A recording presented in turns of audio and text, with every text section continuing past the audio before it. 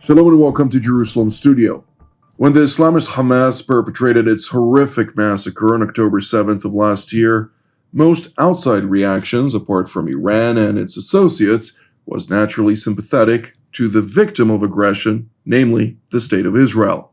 But as the Israel Defense Forces went on an air and ground counteroffensive, the human toll in Gaza took center stage, with heavy diplomatic pressure being put on Jerusalem to be more attentive to civilian casualties and displaced populations. As the war seems to enter a late and perhaps final stage, how do Western nations, updating their approaches to the parties in this regional conflict and its offshoots, balance their policy positions with political pressure? Joining us to analyze this is Dr. Dan Diker, who is the president of the Jerusalem Center for Public Affairs. It's good to see you as well, sir. Good to see you as well. I'd like to bring initially Dr. Dan Diker into the conversation and ask what went wrong from an American perspective. Initially, we'll refer to the European approach from Professor Uri Rosenthal, but from an American position, is this election year in the political interests of the Biden administration somehow fogging their capacity to make the right judgment at this stage, or is it trying to maneuver within the rationale of U.S. interests globally and in the Middle East in particular, as well as trying to dissuade somehow public opinion in the Democratic camp of the United States to impact the foreign policy that is so vital to the U.S.?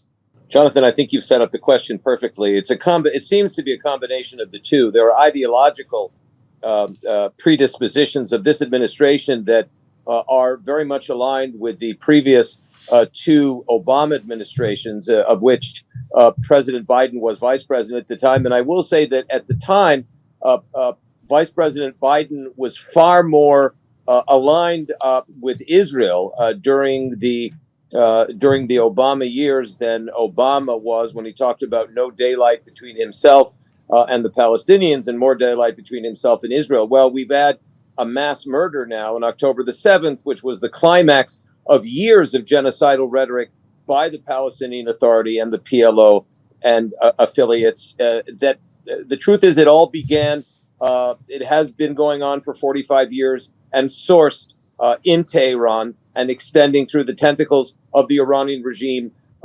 As you said, you used the word disinformation. We are very much in a genocidal war driven by perception warfare.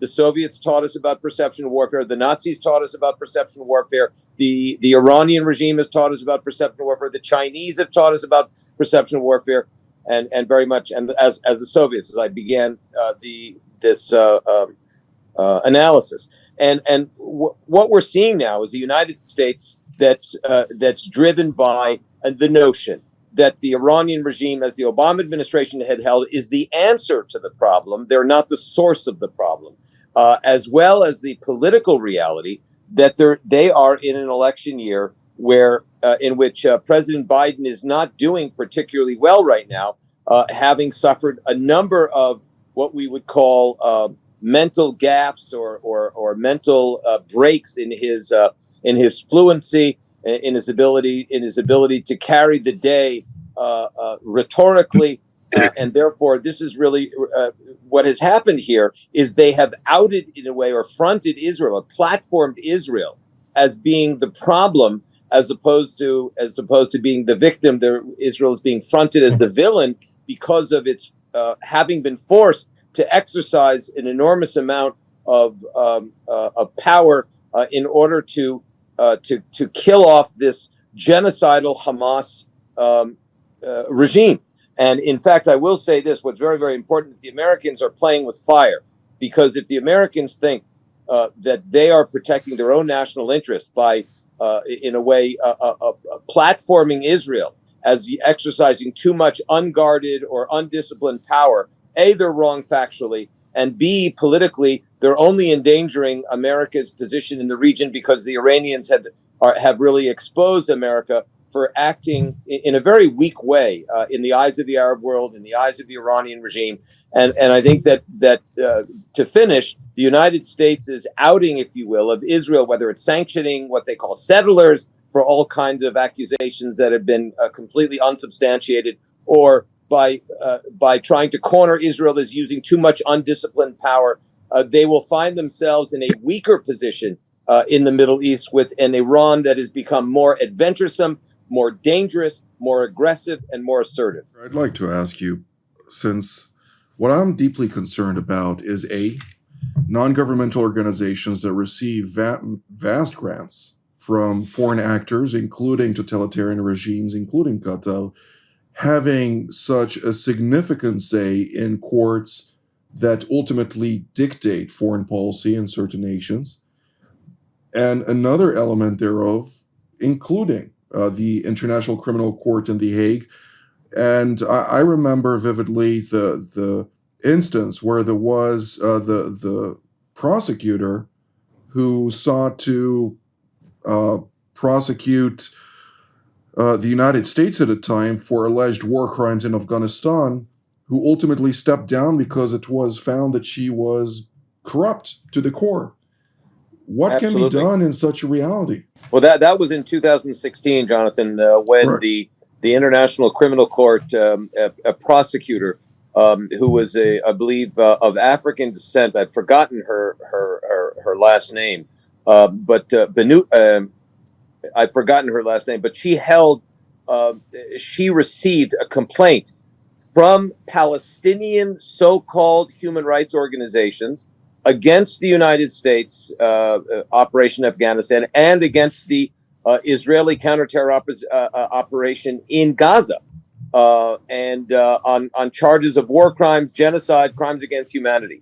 And she was, Benusa, I think her name was, and she was asked to step down because these claims ended up being baseless and without merit.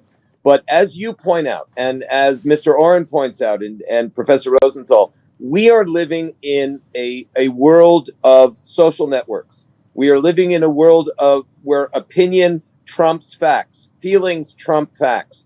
Social networks are driving reality, perception warfare. As we learned, we're all old enough, fortunately or unfortunately, to remember the Soviet Union's strategy of active measures, which is deception warfare, disinformation warfare. This is precisely the main threat that we all face today as members of the free world, of the democratic West.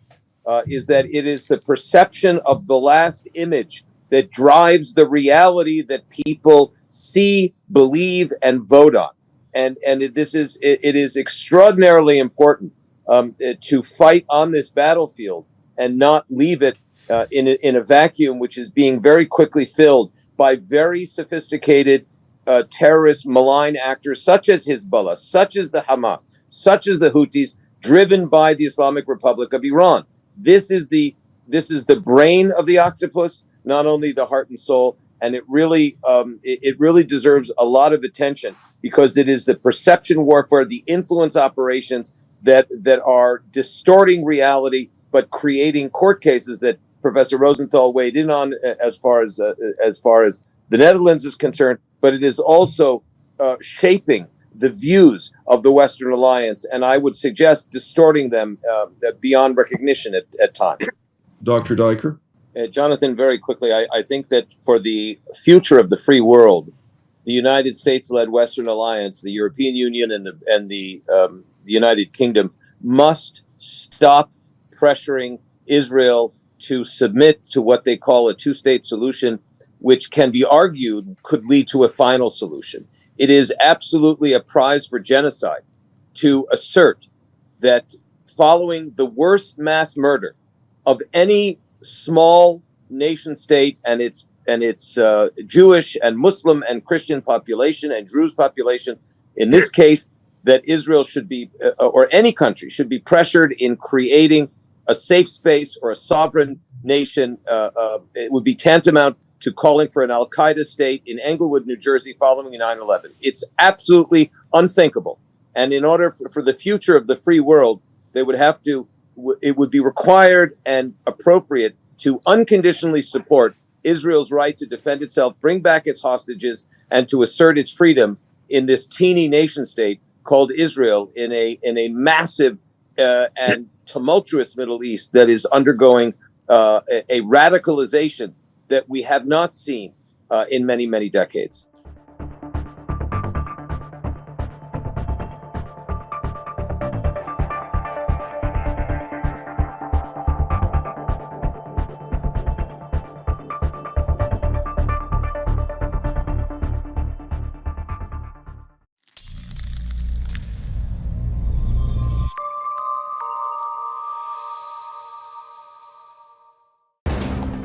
For more of TV7's productions and editorials, we invite you to visit our website at www.tv7israelnews.com.